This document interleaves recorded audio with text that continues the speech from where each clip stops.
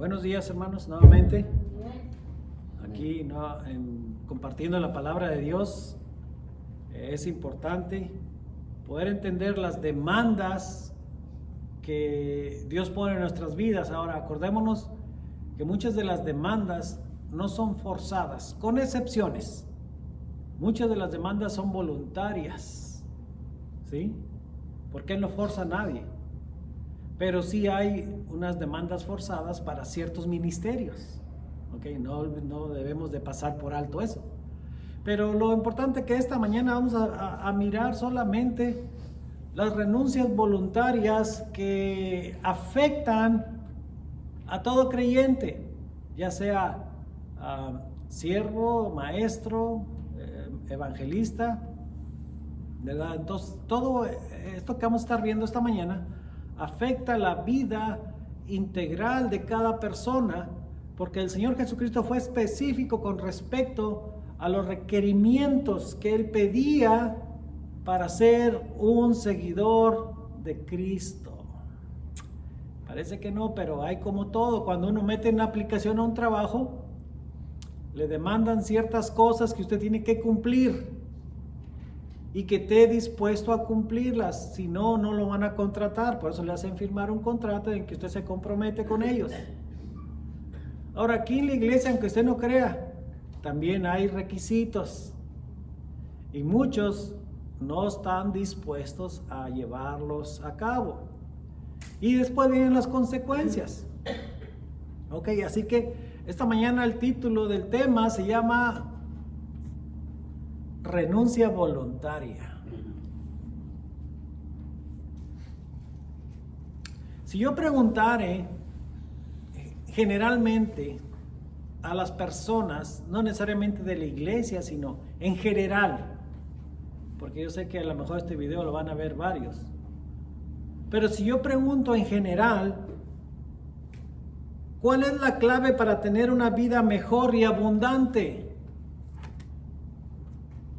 Es interesante esa pregunta, porque la mayoría de nosotros ya sabemos la respuesta. Por intuición ya sabemos lo que creemos que es necesario para tener una vida buena y abundante. ¿Por qué? Porque la mayoría respondería que para tener una buena vida, mejor y abundante, es teniendo lo necesario, suficiente. Y aparte de tener lo necesario y suficiente, también, por así decirlo, un fondo económico solvente. No me digan que no se les había ocurrido, pero la pregunta involucra ese tipo de respuesta, como dije, en general, ¿sí? O sea, tener una vida buena, mejor, abundante, con un fondo económico que fuera solvente, un fondo que resolvería la mayoría de los problemas. Y esto es lógico, es una respuesta lógica y razonable. Pero cuando miramos a la Biblia, no es cuestión de contradecir, pero les voy a hacer otra pregunta. Esta manera de poder responder la pregunta primera, ¿será la única manera de evaluar el propósito de vivir? O sea, tener un fondo, vivir bien, ¿será la única manera de evaluar el propósito de vivir? Porque así lo mira la gente. Había un dicho en México que se utilizó por mucho tiempo, que se hizo famoso. Yo creo que en esos tiempos ya no es tan famoso, pero ahí decía: yo soy yo y que muera mi abuela. O sea, está diciendo, antes yo, después yo y nada más yo. Y así somos. O sea, somos egoístas cuando pensamos en nosotros mismos, porque aún no pensamos, aunque usted no crea, en el beneficio de nuestros seres más cercanos, aunque usted no lo crea. Pensamos en el beneficio personal y de cómo poder tener una vida que sea holgada, cómoda. Sí, es que es la verdad. El tema de este día, renuncia voluntaria, sonará ilógico y sin sentido para el que busca vivir bien. ¿Sí? Renuncia voluntaria. Yo quiero vivir bien, pero ¿necesito hacer una renuncia voluntaria? Sí. El creyente verdadero ajustará su visión o graduación de la vista para ver mejor y poder evaluar su alrededor al leer las instrucciones que dice la Biblia para poder tener una vida mejor y abundante. ¿Sí lo entendió? Se cambia la perspectiva secular a la perspectiva espiritual. ¿Cómo podemos nosotros como creyentes obtener una vida mejor y abundante? Bueno, tenemos que escudriñar la Biblia. Porque como hablamos hace rato, solamente hay una paz interior que solamente Dios provee, aún en medio de la tormenta, ¿sí? En medio de las dificultades.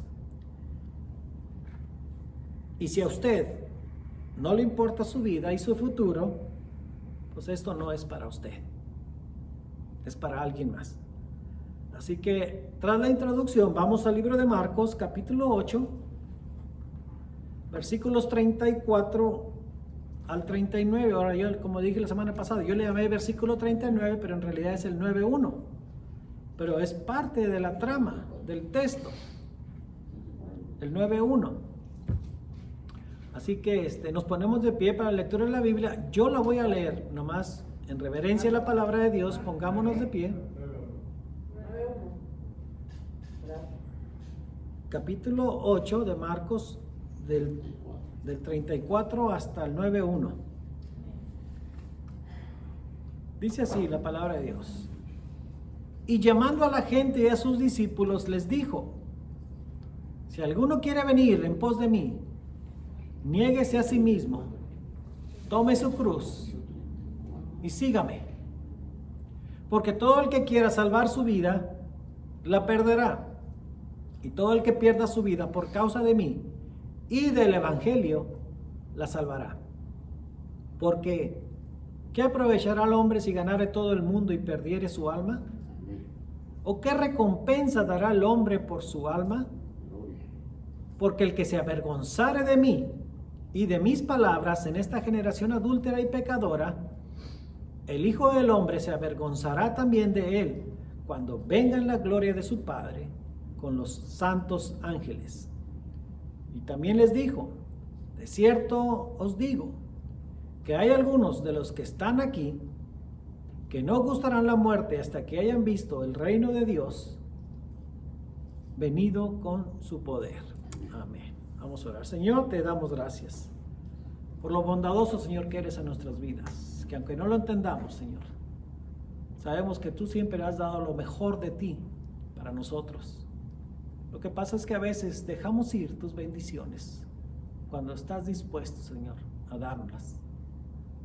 Por eso, Señor, a veces vivimos en ansiedad y en sequedad, porque somos a veces distraídos con tu palabra, con tus mandamientos, y tenemos más cuidado de nosotros que de las cosas tuyas. Por eso, Padre, en esta mañana te pedimos tu bendición sobre la lectura y sobre la exposición de tu palabra, para que sea buena y agradable a nuestros corazones. En el nombre de Jesús te lo pedimos, y bendice la Iglesia Bautista Betel. Amén. Pueden sentarse, hermanos. Bueno, entonces, de acuerdo a la introducción, pudimos ver, ¿verdad?, que pareciera que las metas y los procesos para poder la gente vivir mejor se contradicen con respecto a la Biblia. Pero lo que la gente no entiende es que el hombre está tan, ¿cómo diremos?, destruido.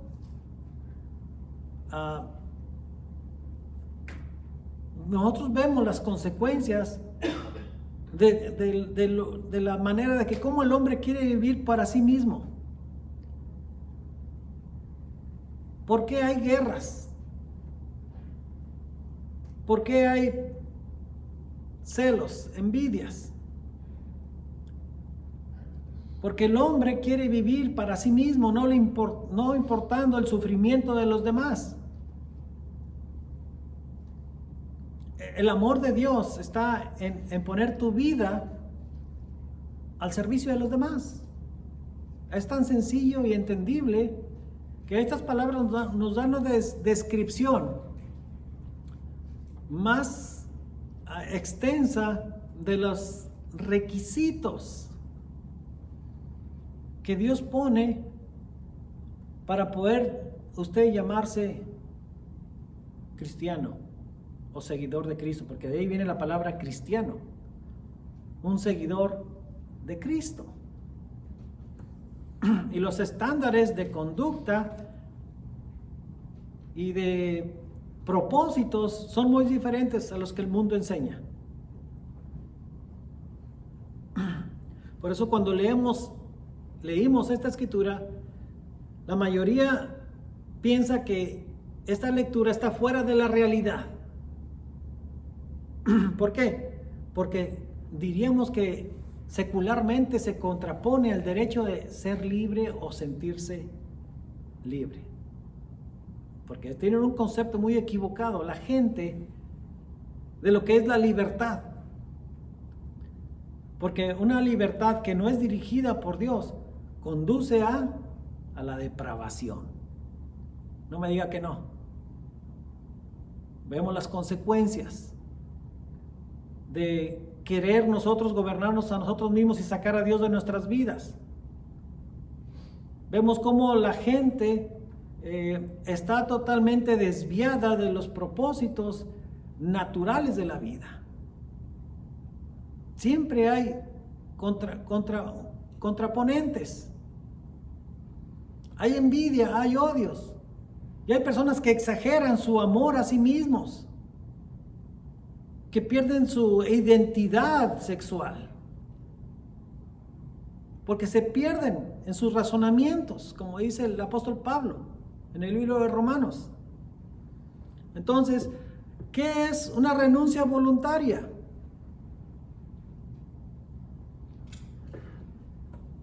Una renuncia voluntaria es poner límites a sí mismo. No es olvidarse. Algunos piensan que el negarse a sí mismo es olvidarse de sí mismo. No, es poner límites. ¿A qué? A los intereses y deseos que están dentro de nosotros. Es difícil que usted controle su mente. Es difícil que usted controle sus pensamientos. Pero hay una descripción bien clara que yo le he dado a veces con respecto a qué hacer con los malos pensamientos. ¿Qué puede usted hacer con los malos pensamientos? Es imposible evitarlos. Pero dice, es imposible evitar que los pájaros vuelen sobre tu cabeza. Es imposible evitar que los pájaros vuelen sobre tu cabeza. Pero sí puedes evitar que los pájaros se paren en tu cabeza. ¿Sí lo entendió? Porque al pararse el pájaro, cuando se para, ¿qué es lo que hace? Sí. Por eso sale el dicho, ya la regaste. Exacto. Es mejor espantar los pájaros para que no vengan y se hagan en tu cabeza.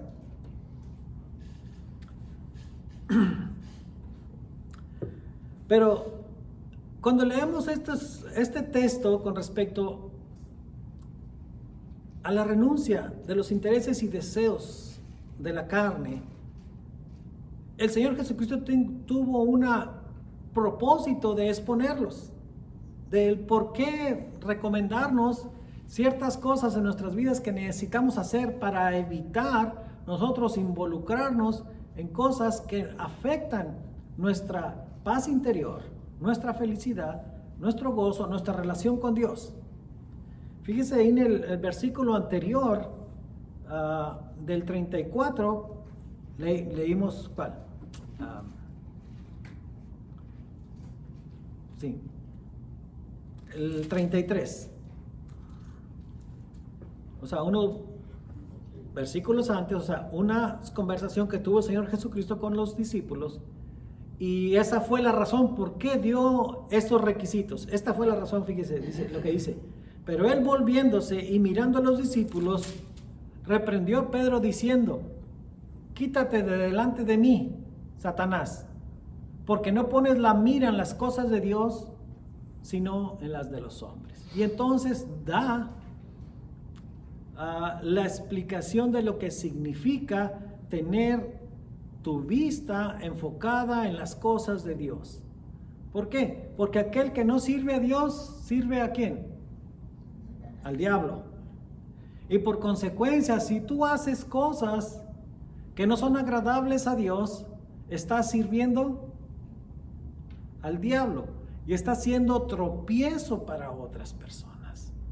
Entonces, por eso el Señor Jesucristo nos habla de las renuncias voluntarias que tenemos que hacer para evitar ser instrumentos de Satanás dentro de las iglesias. O sea, somos creyentes, pero el diablo es el que él viene a prender las luces de la iglesia, aunque usted no lo crea. Es el primerito, y aunque usted no crea, les da la bienvenida y les dice: bienvenido, hermano hipócrita, aunque usted no lo crea. Es más, hasta él ora por ustedes, aunque usted no crea. Pero él ora otra de oración diferente, en contra de los propósitos de Dios. Que nos volvamos más y más, que nos parezcamos más y más a Él y lo que Él hace.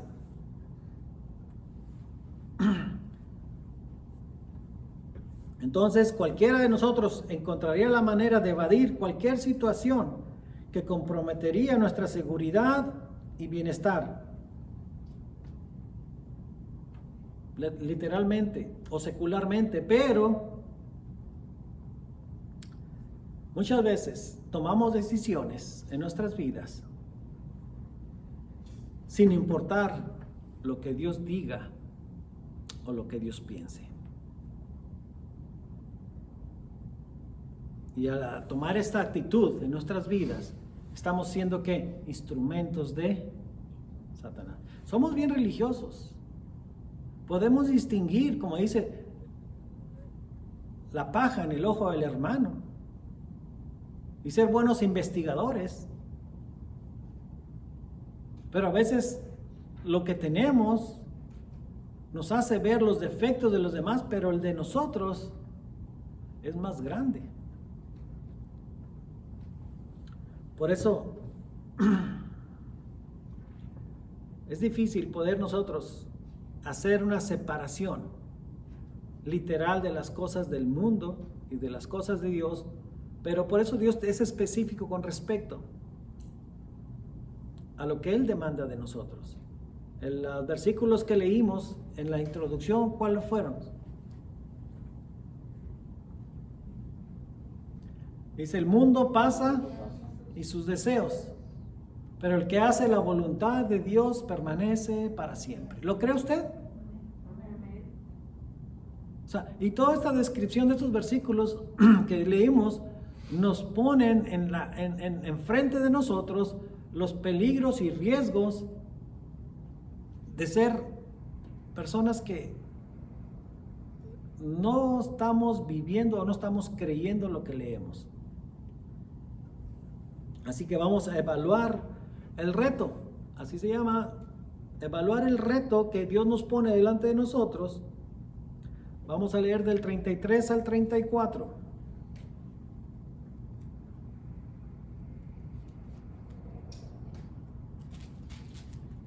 Pero él, volviéndose y mirando a los discípulos, reprendió a Pedro diciendo: quítate de delante de mí, Satanás, porque no pones la mira en las cosas de Dios, sino en las de los hombres. Y llamando a la gente y a sus discípulos les dijo: si alguno quiere venir en pos de mí, niéguese a sí mismo, tome su cruz y sígame. Esto nos da la pauta a poder nosotros poder entender que la desaprobación de Dios hacia nuestras vidas es cuando somos controlados por nosotros mismos y las cosas del mundo. Y este es un constante recordatorio del peligro de ser un tropiezo para Dios. Y nos ayuda a tomar los pasos necesarios para ir despojándonos de aquellos contrapesos que nos impiden caminar. ¿Sabe que la vida espiritual es más difícil que el caminar literalmente? Nosotros a veces somos descuidados, como les comenté hace rato, ¿verdad? De que somos descuidados, como dijo el hermano, con lo que comemos. Y eso pues deforma nuestros cuerpos físicos. Y cualquiera diría, este tiene una manera muy desordenada de comer. ¿Y sabe que en la vida espiritual es lo mismo? Cuando no tomamos en consideración lo que Dios recomienda para nuestra salud espiritual. Y se nos hace pesado caminar espiritualmente. Porque hay cosas que dice Dios que hay que hacer, que debemos evitar y poner en práctica en nuestras vidas. El primer paso dice que quiere Dios que hagamos, de acuerdo a esta lectura, ¿cuál es el primer paso a poder empezar a caminar espiritualmente tirando los contrapesos? Dice, negarse a sí mismo. Es el primer paso. Ahora lo entendemos, pero ¿qué es negarse a sí mismo? Como el título del tema, una renuncia voluntaria. ¿Sí? Que usted tiene que hacerlo voluntariamente. Usted no está forzado. Pero eso determinará su vida espiritual, su futuro, su paz espiritual y todo lo que le involucra a usted. Por eso es necesario tirar los contrapesos, una renuncia voluntaria de intereses y deseos. Que, cómo somos buenos. Porque, como les dije, a veces nos interesa que aquellas cosas que nos atraen, que queremos tener. Esa es una cosa. Y los deseos que aquellos que vuelan alrededor de nuestra mente y nos dan vuelta y vuelta y vuelta. Pero tienes que negarte, o sea, renunciar a esos deseos voluntarios, porque ¿sabes? Son deseos voluntarios, porque a veces nos creemos, como dicen, tan maduros que miramos las cosas y no las vemos tan peligrosas. Decimos, yo lo puedo controlar. Cuidado.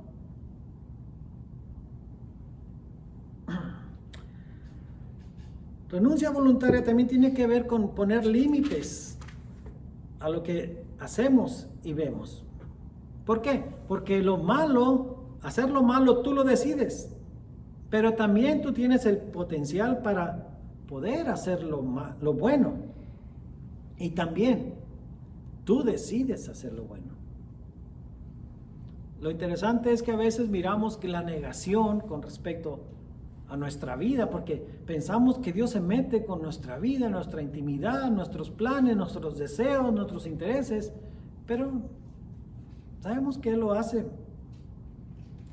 para aunque usted no lo crea, para darte una nueva libertad. ¿Libertad de qué? El apóstol Pablo es claro. Aquel que hace pecado, dice, es esclavo del pecado. ¿Sí? Entonces Él lo hace para darte una nueva libertad basada en el sacrificio personal, que te libera de los afanes y de los malos deseos. ¿Ya lo está entendiendo? La negación, renuncia voluntaria, pero también requiere un sacrificio personal que te hace libre de la culpa. ¿Usted quiere sentirse libre de culpa? En el Evangelio cuesta. ¿Ustedes creen que el Señor Jesús no tuvo tentaciones? Cuando el diablo le dijo, Dice que le mostró, lo subió al templo y le mostró todos los reinos del mundo y le dijo, ¿ves todo esto? Ahora uno dirá, le mostró la riqueza y todo eso.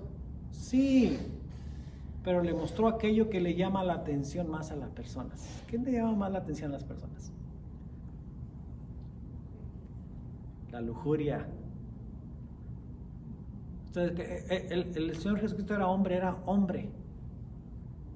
El diablo le dijo, le voy a mostrar todo lo que pueda ofrecerle.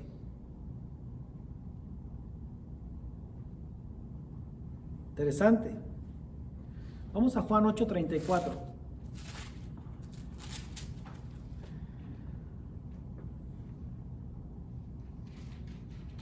Aquí nos da la aseveración con respecto al comentario. Dice, Jesús les respondió, de cierto os digo, que todo aquel que hace pecado, esclavo es del pecado. No ignoramos, de verdad. Dice que el mundo está bajo la influencia del maligno.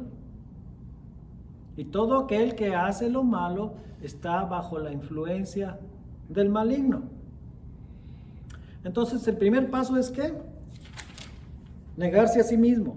O sea, hacer una renuncia voluntaria. El segundo paso es conservar la vida. En el versículo 35 de Marcos.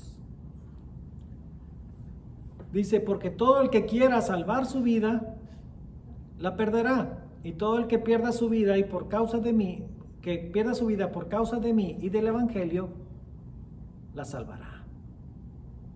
¿Qué implica salvar la vida? Algunas veces implica el perderla. Ahora, la Biblia es tan interesante y a veces nos hace ver más allá de lo que el entendimiento nos hace, ¿cómo diremos?, meditar.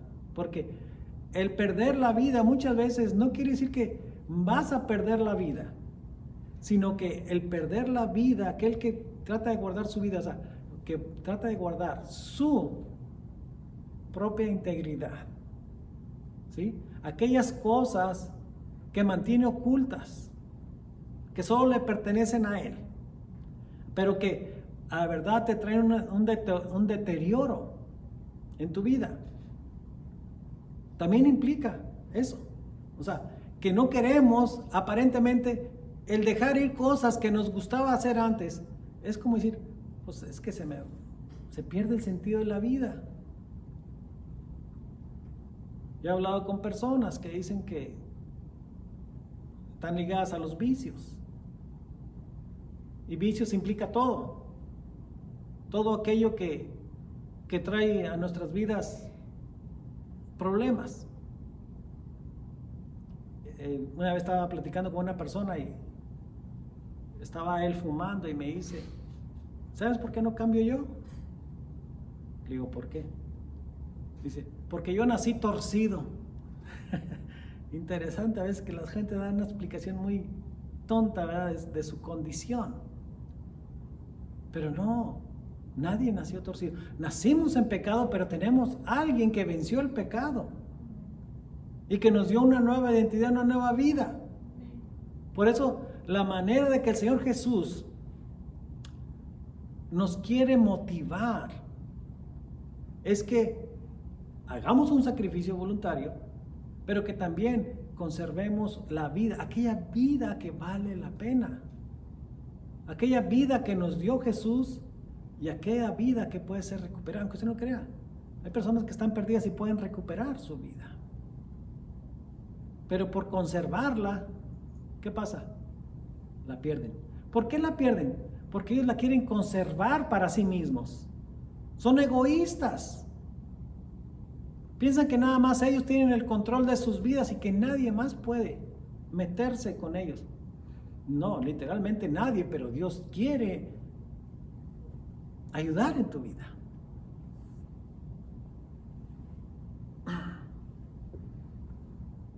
Por eso, si tú crees que la puedes conservar la vida sin Jesús, de seguro la perderás.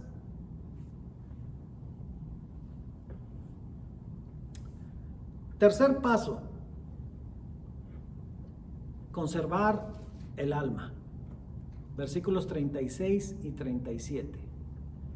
Dice, porque ¿qué aprovechará al hombre si ganare todo el mundo y perdiere su alma? ¿O qué recompensa dará el hombre por su alma? Pareciera como que estamos hablando de la misma cosa cuando hablamos de vida y del alma, y no es la misma cosa. Por eso le digo, la vida implica de acuerdo a tu personalidad, tus deseos. Pero cuando hablamos del alma, estamos hablando de una perdición eterna, donde ya no hay salida. Eso de que cuando me muera me arrepiento, o un día voy a alcanzar, ya cuando esté allá, a lo mejor se me va a cumplir mi tiempo y me van a sacar de la cárcel espiritual para llevarme al cielo. Son mentiras. El libro de Hebreos dice que está establecido para el hombre que muera solamente una vez y después el juicio. No hay otra oportunidad. La oportunidad es cuando, ahora. Cuando Dios hace una revelación y dice, yo no quiero que muera tu alma. Ahora, hay mucha controversia porque hay gente religiosa, dice que teme a Dios, pero no cree lo que está escrito. Es interesante. De esos hay personas, hay muchas. Ah, no, ese libro, a mí ni me digas. Yo sé que creo en Dios, pero ¿conoces a Dios? Sí, yo todos los días oro a Él. Ah, entonces quiere decir que lees la Biblia y lo conoces. No, ese libro, no me hables de ese libro. Son religiosos, o sea, el diablo los ha engañado. Porque cuando la gente lee que Dios estableció a través de la eternidad de los tiempos que los hombres solamente vivan una sola vez y después se presenten delante de Dios para dar cuentas, es que ya no hay otra oportunidad. Por eso dice, ¿qué recompensa o qué aprovechará si el hombre ganare todo el mundo y perdiere su alma? Interesante cuando nos ponemos a pensar, ¿qué pensarán las personas que tienen muchos millones con respecto a su alma?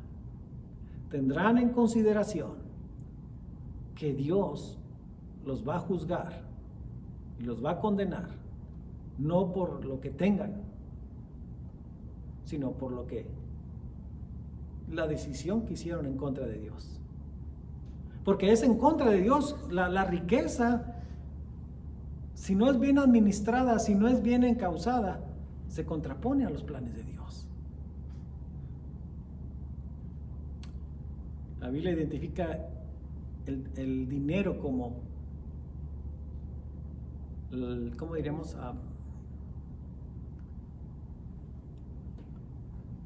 Como un tropiezo para las personas.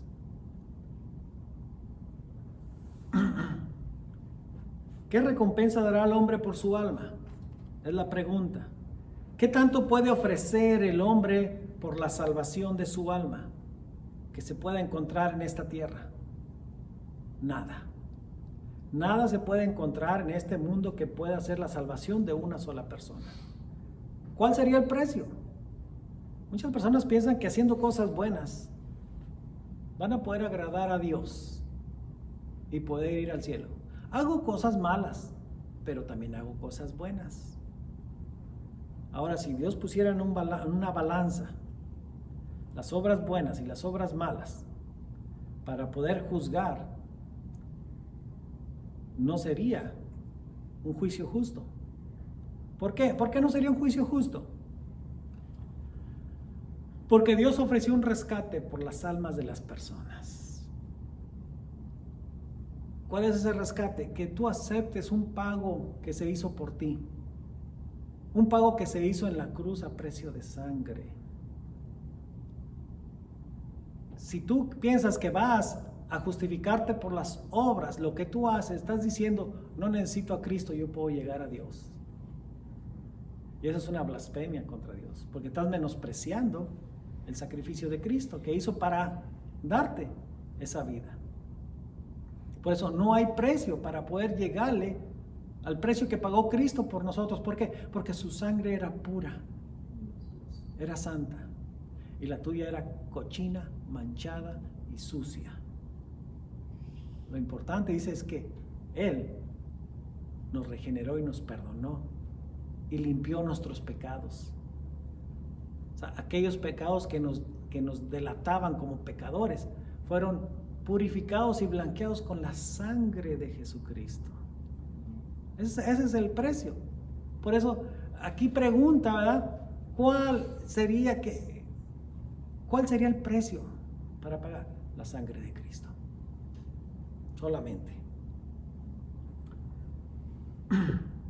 Cuarto paso, es el más fácil. No te avergüences. Versículo 38 y 39. Digo, 9:1. Dice, porque el que se avergonzare de mí y de mis palabras en esta generación adúltera y pecadora, el Hijo del Hombre se avergonzará también de él cuando venga en la gloria de su Padre con los santos ángeles. También les dijo, de cierto os digo, que hay algunos de los que están aquí que no gustarán la muerte hasta que hayan visto el reino de Dios venido con poder. Pareciera que este cuarto requisito no tiene mayor contrapeso en la vida del creyente, pero es tan malo como el negar, el perder el alma. Fíjense, porque el Señor Jesucristo toma muy en serio el desprecio, porque eso es lo que estamos haciendo cuando lo estamos negando, estamos menospreciando, despreciando lo que Él hizo por nosotros. Pareciera una recomendación fácil, pero tiene tanto poder para mandarte al infierno. ¿Por qué? El no dar testimonio de Jesús es avergonzarte de Él. Porque esta generación está controlada ¿por qué? Esta generación está controlada por la perversidad. Ahora, cuando hablamos de perversidad, es tan amplio el panorama para poder describir la perversidad, pero más que todo la perversidad sexual y sus derivados. Es lo que está diciendo ahora. De verdad el mundo, cuando usted, fíjese cómo se exhiben actualmente y no se avergüenzan de estar en contra de la naturaleza de Dios, de estar en contra de los propósitos de Dios. Levantan la voz y dicen, blasfeman contra Dios. ¿Y qué hacemos nosotros?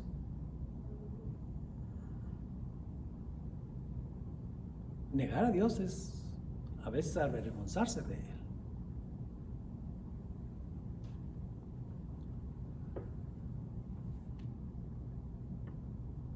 Mateo 10:33.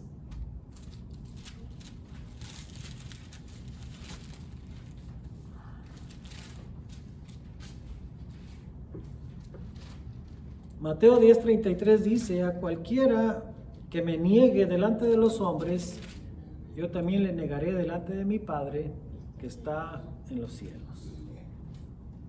O sea, implica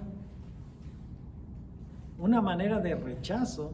Si tú, pareciera tan fácil a veces cerrar de verdad tu corazón a otras personas cuando no es tan, ¿cómo diríamos?, complicado. Dios demanda de ti una respuesta siempre. Él no te llamó sin propósito, Él te llamó con un propósito para que fueras testimonio de Él. Como yo siempre lo he dicho aquí, la único testimonio en este mundo de que Dios existe, ¿quién es? Nosotros. Somos el único testimonio al mundo de que Dios existe y de que Dios es verdadero. Bonita esperanza tiene el mundo. Porque dice que Dios ya no se va a manifestar más. Dice, porque Dios, habiendo hablado en otro tiempo a los padres por los profetas, en estos postreros días se ha manifestado por medio de su Hijo. Él vino hace 2000 años a manifestarse al mundo y dar testimonio del Padre que está en los cielos y de los planes que Él tiene para llevarnos al cielo. Y este mensaje fue traspasado a nosotros los creyentes. Entonces, la gente cuando dice que no cree en Dios, ¿sabe quién es el responsable? Nosotros. Nosotros somos responsables de que la gente no crea en Dios. Porque nosotros somos los portadores de la gloria de Dios, por si usted no sabía. Sí. Dice que nosotros tenemos el poder, como dijo el Señor Jesús. Nos iba a transferir el poder para poder abrir las puertas del cielo. No es que nosotros tengamos ese poder en sí mismo, sino que Dios nos lo transfiere. ¿Para qué? Para poder decirles a la gente que el tiempo ya está aquí y que el Señor quiere que la gente se arrepienta para poder ir al cielo, no a la condenación. ¿Sabe que la gente no cree en el infierno? Piensa que es un mito. Y si no hay infierno, entonces no hay cielo. Pero entonces, ¿a qué vendría Cristo? A pasarse unas vacaciones y nomás saludarnos y allá los espero, pórtense bien y allá los espero. Sí, cómo no, eso quisiéramos, que así fuera de fácil. Es fácil porque Él lo hizo fácil. No sé si usted lo entiende. Ir al cielo es fácil porque Él lo hizo fácil, porque por medio de Él vamos al cielo. De otra manera no vamos a llegar.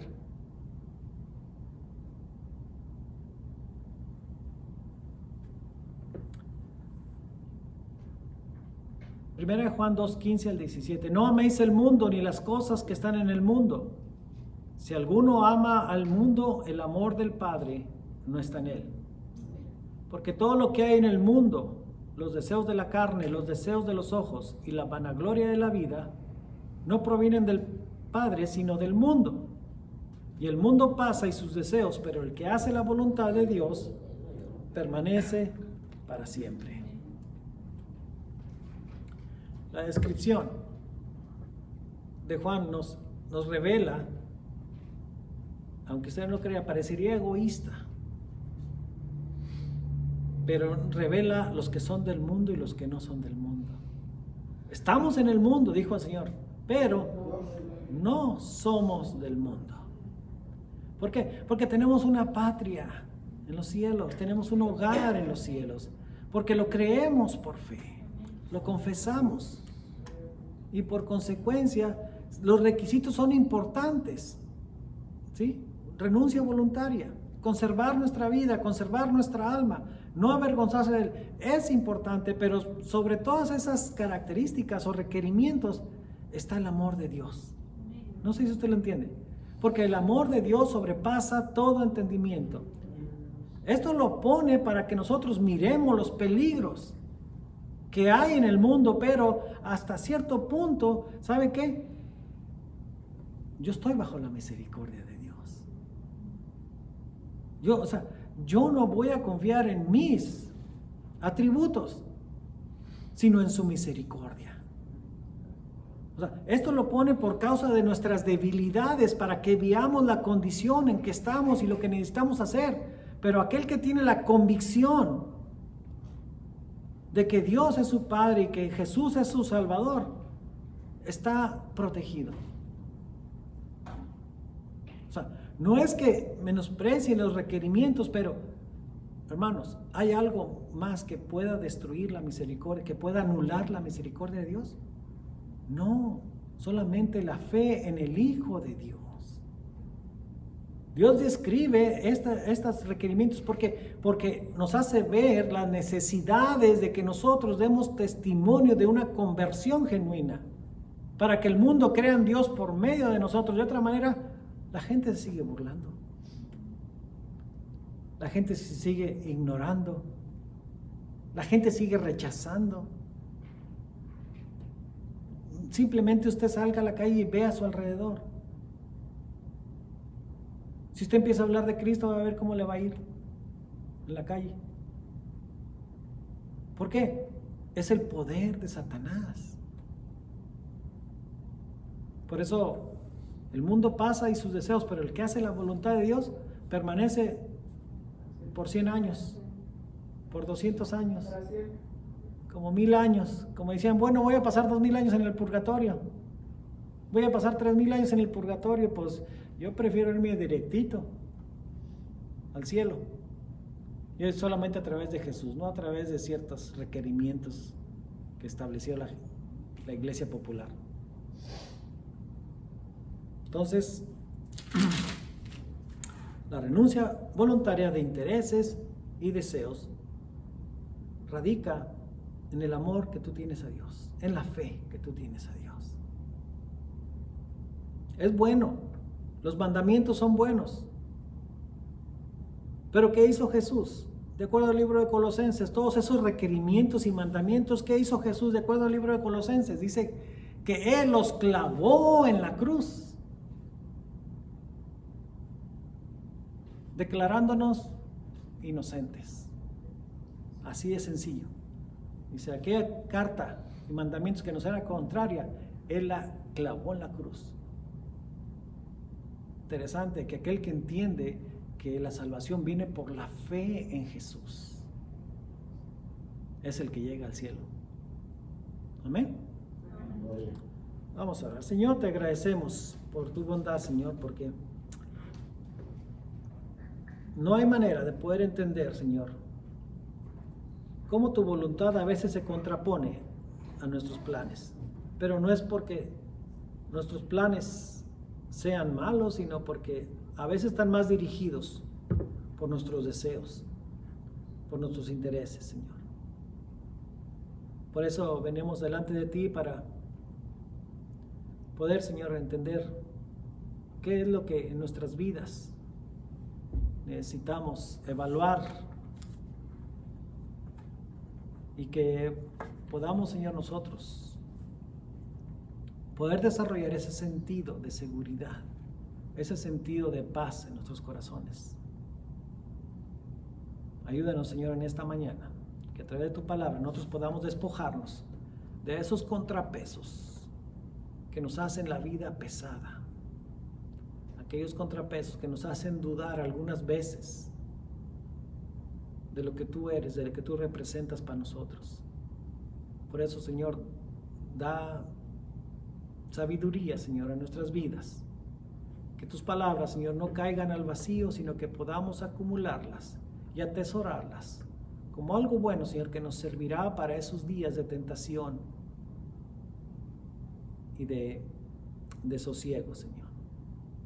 Bendice, Señor, tu iglesia y danos hijos, Señor, te pedimos que tú, Señor, tomes el control de este lugar y que podamos, Señor, mirar las cosas que tú puedes hacer cuando nosotros ya no podemos. Bendícenos y bendice cada uno de los hermanos aquí presentes. En el nombre de Jesús te lo pido y te pido por ellos, Señor. Amén.